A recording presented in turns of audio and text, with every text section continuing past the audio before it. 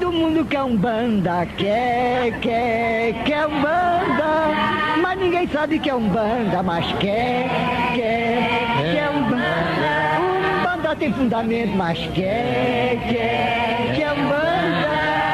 Todo mundo quer um banda, quer um banda, mas ninguém sabe que é um banda, mas quer um banda. Olá, sejam bem-vindos a mais uma aula do curso História da Umbanda.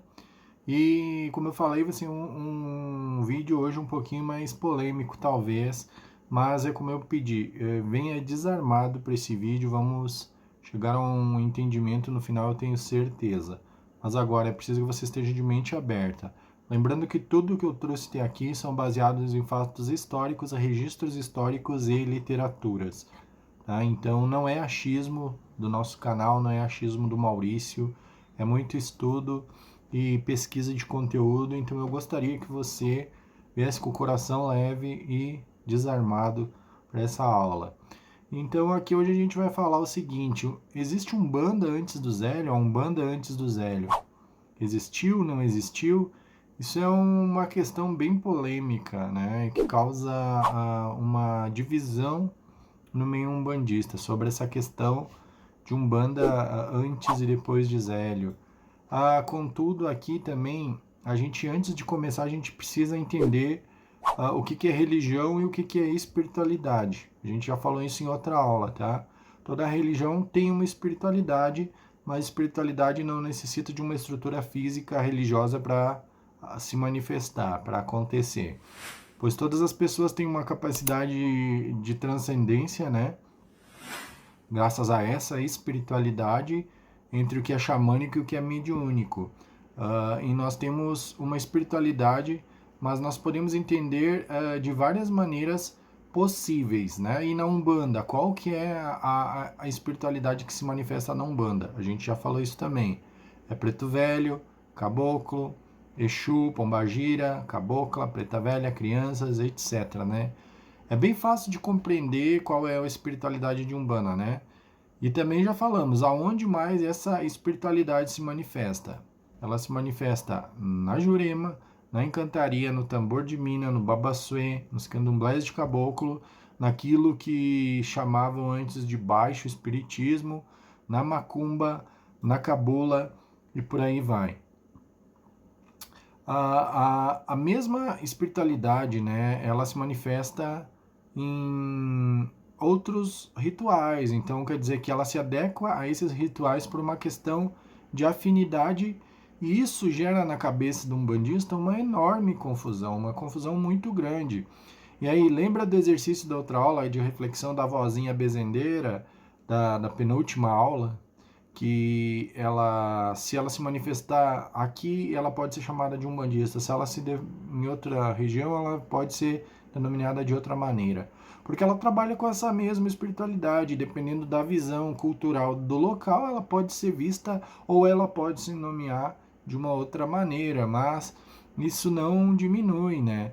A nossa visão ocidental sobre a questão da construção de uma religião, essas coisas de legitimação, registro em cartório, alvará, federação, estatuto, é um reconhecimento público, né? Isso é uma questão muito ocidental, que ainda está na gente, né? E a Umbanda, ela tem uma espiritualidade, e espiritualidade, de uma maneira geral, é livre. E a espiritualidade, ela não precisa se ligar a uma religião para poder existir. Mas a gente tem essa necessidade de sempre vincular as coisas a uma estrutura religiosa, né? Então, de novo, o que eu reforço aqui? Nós não podemos legitimar um processo, tá? Querendo apagar ou destruir outro processo, tá?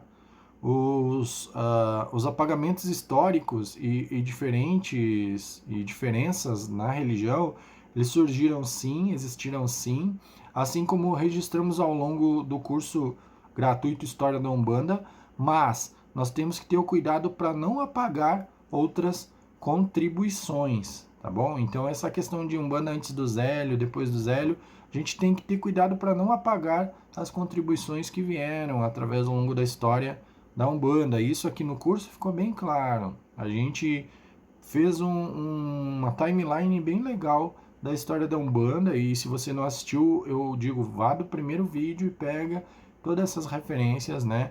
E ao longo do curso a gente conseguiu constatar que a Umbanda que praticamos hoje, ela foi uma construção por várias mãos, né? Isso por registros históricos, por fatos, documentos, literaturas. Várias pessoas contribuíram para chegarmos ao que nós temos hoje no contexto, no cenário de Umbanda. Várias pessoas. Eu tenho certeza, inclusive, inclusive a sua visão sobre Umbanda, ela mudou desde o teu início na tua caminhada religiosa. Quando você começou na religião, eu tenho certeza que isso mudou, né? Por quê? Porque nós viemos nos aperfeiçoando e reconhecendo outras realidades e querendo aprender outras coisas, então isso acaba nos mudando e nos transformando. Óbvio que a essência e os valores não podem ser deturpados, né? E aqui a gente tem outros valores que a gente precisa levar, né? Por exemplo, o valor do terreiro. Todo terreiro de Umbanda, ele é um quilombo, ele é resistência, é abraçar, é acolhimento, é acolher todos que necessitam, né? Mas nós não podemos negar que a gente também tem terreiros retrógrados, tá? Nós temos no nosso meio terreiros racistas, preconceituosos, com um pensamento mais colonizador eurocêntrico, né? Mesmo assim, os seus dirigentes, os seus médios incorporam o caboclo preto velho. Isso desde o primeiro congresso de Umbanda de 1941, a gente vê que no meio da Umbanda tem alguns pensamentos mais eurocentrados, mais colonizadores, mais retrógrados, né? Mas isso, gente, é a brasilidade, essa é a diversificação do Brasil. E a Umbanda nada mais é do que o reflexo do Brasil, né? Então, de novo, antes da gente continuar, aceitar um fato, tá? Da espiritualidade de Umbanda ser anterior, mesmo com provas, registros históricos, é um direito seu, tá? Você tem o direito ou não de aceitar que a espiritualidade de Umbanda é anterior ao processo 1908, tá? Se você não quer aceitar ou se você quer aceitar, é uma escolha sua, tá? Mas o que nós não podemos é os conceitos eurocêntricos do catolicismo e do espiritismo estar sempre acima da filosofia africana e indígena, tá? Que é a base do pilar de sustentação da Umbanda. Porque Umbanda é plural, Umbanda é agregadora. O sincretismo mostra isso através da história, tá? E eu tô falando desse assunto porque as mesmas pessoas que criticam a Umbanda do Zélio, elas também têm um pensamento eurocentrado e colonialista, né? Quando o dirigente acha que as entidades que estão ali no terreiro, elas estão ali para servi-lo, e não estão. Mas nós não podemos negar as influências europeias também, né? Os catolicismos, o kardecismo e até orientais na Umbanda. Essas influências, elas são viscerais, né? E nós não podemos desconstruir essas influências. O tema aqui existe Umbanda antes do Zélio, tá? Isso é uma coisa muito difícil de discutir, muito embora a espiritualidade ela já estava aqui. É inegável que a espiritualidade já estava aqui, né? Como eu falei, nós não podemos misturar o que é religião e o que é espiritualidade. A gente tem que conseguir discernir isso, tá? E aí, são registros históricos e factos que essa espiritualidade já estava anterior à Umbanda aqui no Brasil, né? O padre Manuel da Nóbrega, em 1549, ou seja, 49 anos após a invasão às terras tupiniquins, sim, de novo eu reforço, porque não houve descoberta, isso foi uma invasão, isso foi um ataque, tá? Ele escreve uma carta para a coroa de Portugal, aterrorizado com uma prática que ele via aqui no Brasil, era tido como santidade de Jaguaripe, né? E existem outras práticas também, naquela época, chamadas de santidades, que elas foram descritas por vários autores até 1580. Isso a gente falou também na outra aula, tá? Volta e assistir o vídeo. Então, era um ritual católico indígena, né? Era um sincretismo de um ritual católico indígena que recebe os ancestrais, né? E esse ritual, ele antecede a Jurema, né? E eu não vou falar aqui também nem do Akotundá, dos Calundus. Eu recomendo que você estude, faça uma pesquisa para entender um pouquinho o que é o Akotundá, os Calundus. É muito interessante, né?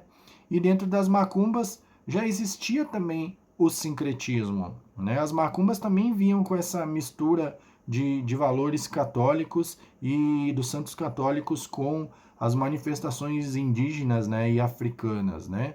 Já existia essa mistura, então o sincretismo também não é derivado apenas da Umbanda. Mas também a gente teve a Umbanda do Zélio, assim como a gente teve uma espiritualidade anterior, e daqui a pouco, se você quer denominar algumas macumbas, ou candomblés de caboclos, ou acotundás, calundus, ou a própria santidade de Jaguaripe, por ter umas semelhanças rituais, como Umbanda, a gente não pode negar também que a gente teve a Umbanda do Zélio, né?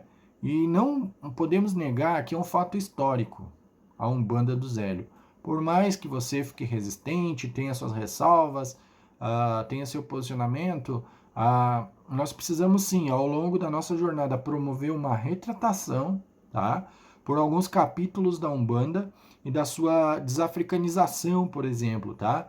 Pois nos anais do primeiro congresso de Umbanda, se você pesquisar, fica muito claro, né, o desmerecimento e a desvalorização da cultura africana, da cultura do preto, tá? Negar o Zélio Fernandino de Moraes não vai melhorar isso. Isso a gente precisa promover uma retratação daqui para frente ao longo do tempo, um posicionamento onde a Umbanda tem que se posicionar e um umbandista também, mas isso não vai diminuir o fato de você quiser ficar negando o Zélio Fernandino de Moraes, tá? Existe na pessoa do Zélio uma importância como um marco histórico. E eu, particularmente, eu respeito muito essa história da instituição Umbanda 1908, tá? 1908, se o Zélio tivesse, por exemplo, nascido preto, tivesse nascido pobre, a Umbanda tinha morrido no dia 16. Infelizmente, era a realidade do local. Aí o pessoal, mas a Umbanda era elitizada, era eurocêntrica. Lógico, Zélio vinha de uma família de classe média alta, onde o seu círculo social era a maioria de militares. Obviamente que eles tinham um padrão maior do que a maioria da população, né? Agora, você chamar Zélio de racista é um exagero, sabe? Por quê? Porque se não fosse o caboclo das sete encruzilhadas, não fosse Pai Antônio, não fosse Orixá Malé, a Umbanda e os espíritos antes que não eram aceitos, hoje eles podem se manifestar livremente, graças ao advento 1908. Então não vamos romantizar também aqui o racismo estrutural no Brasil não, tá?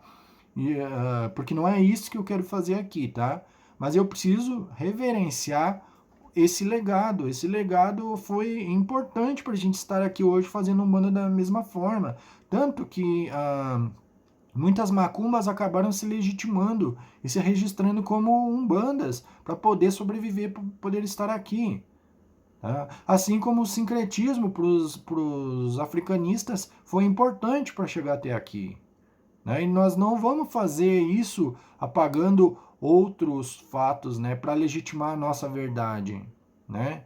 A estrutura de legalidade, estrutura religiosa, formalização, tudo isso foi importante. Então, não é desconstruindo isso, apagando isso, que você vai legitimar outra verdade, ou que vai ser melhor.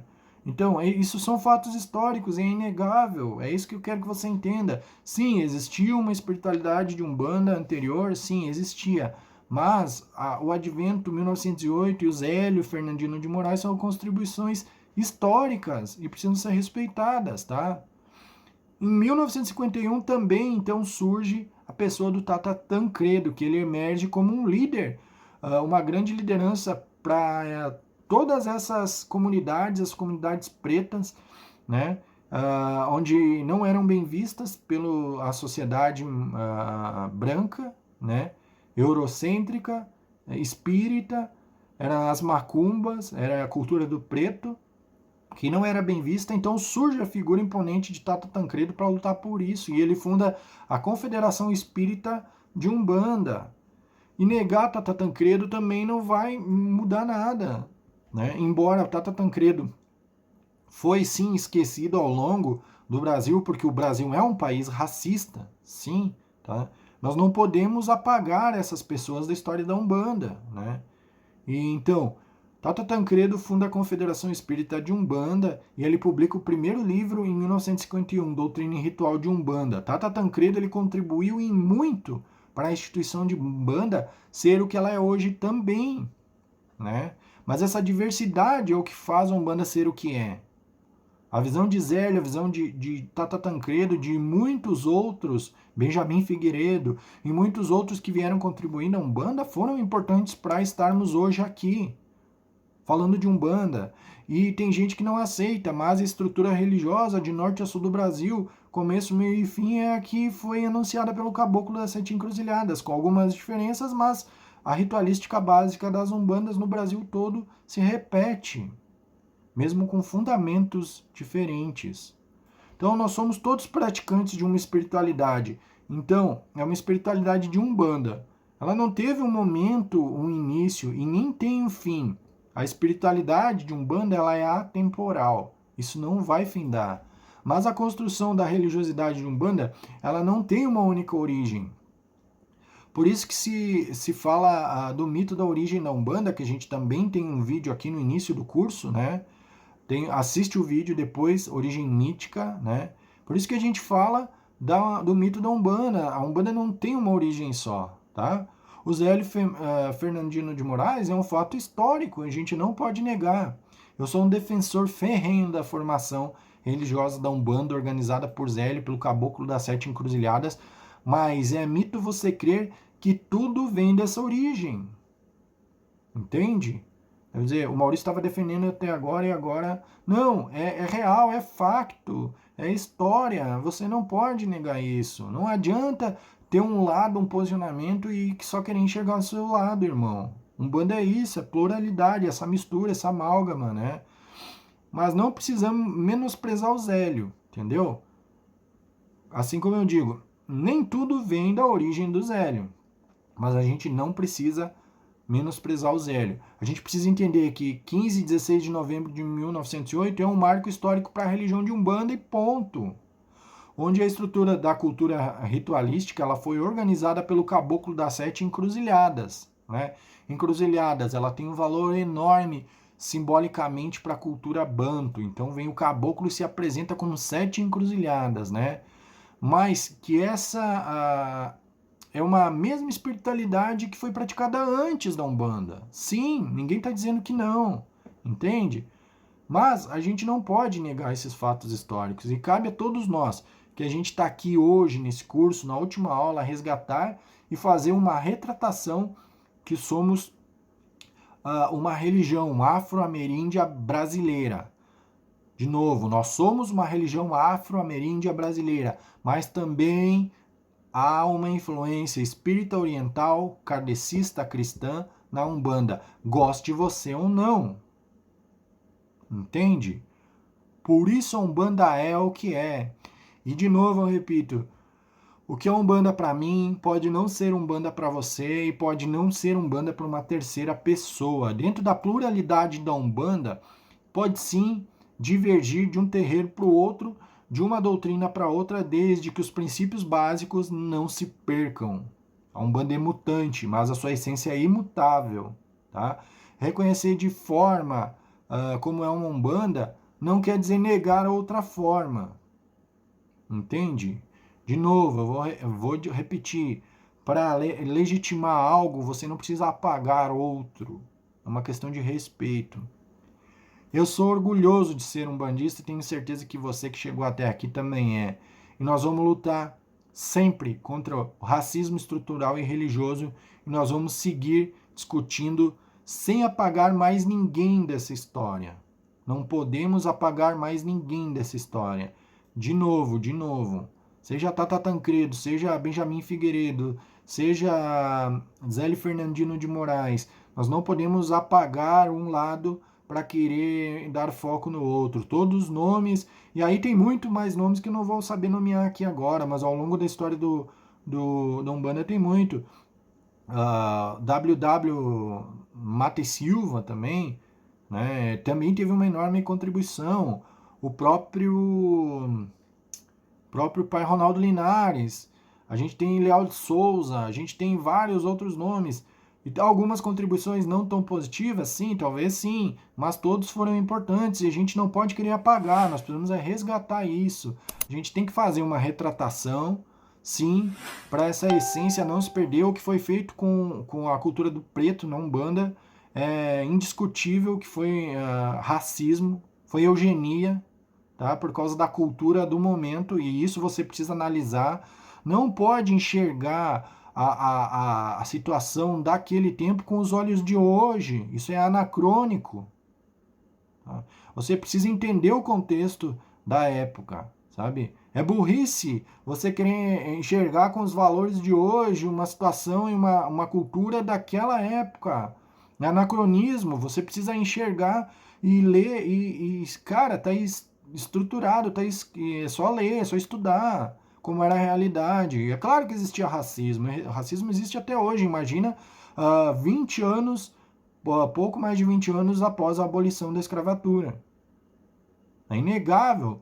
A gente precisa resgatar isso, né, de uma maneira de respeitar a cultura do preto, tá? E, de novo, para mim, eu entendo que a Umbanda é uma religião afro-ameríndia brasileira, mas não tem como negar a influência espírita oriental cristã da Umbanda. Goste de você ou não. Então, cabe a nós não querer apagar uma ou outra estrutura da Umbanda. Eu sou orgulhoso de ser um umbandista, a gente sempre vai lutar contra essa estrutura racista no Brasil e na Umbanda também, porque sim, existem terreiros racistas e nós vamos lutar isso, mas nós vamos seguir discutindo junto, sem apagar mais ninguém dessa história. Eu sou grato por você que chegou até aqui, espero que você tenha gostado, tá? Existe Umbanda antes de Zélio? Existe uma espiritualidade de Umbanda sim, mas a estrutura religiosa de Umbanda foi formada em 1908.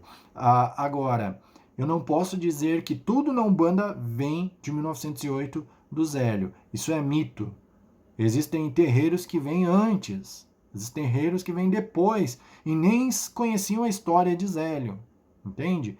Mas a gente não precisa apagar uma história para construir outra, ok? Agradeço você que acompanhou o curso até aqui. Deixa aqui os comentários. Eu quero que você, por favor, me dê um retorno. O que você achou do curso, se valeu a pena estar aqui acompanhando este curso. Se você gostou, deixa aqui nos comentários. Se ainda não é inscrito no canal, por favor, se inscreve, curte, compartilha. Faça do Umbandeiros o seu canal de Umbanda dentro e fora do terreiro. Se quiser ser membro do canal, também vai me ajudar em muito. Eu gostei muito de fazer esse estudo para estar aqui com você. Espero que você tenha gostado e que tenha sido de grande valia para você, ou pelo menos algo possa ter agregado na sua vida religiosa. Deixa aqui nos comentários para mim saber como é que foi, tá bom? Gratidão por você ter me acompanhado até aqui. Meu fraterno Saravá. Todo mundo quer Umbanda, quer Umbanda, mas ninguém sabe que é Umbanda, mas quer Umbanda. Umbanda tem fundamento, mas quer Umbanda. Todo mundo quer Umbanda, quer Umbanda, mas ninguém sabe que é Umbanda, mas quer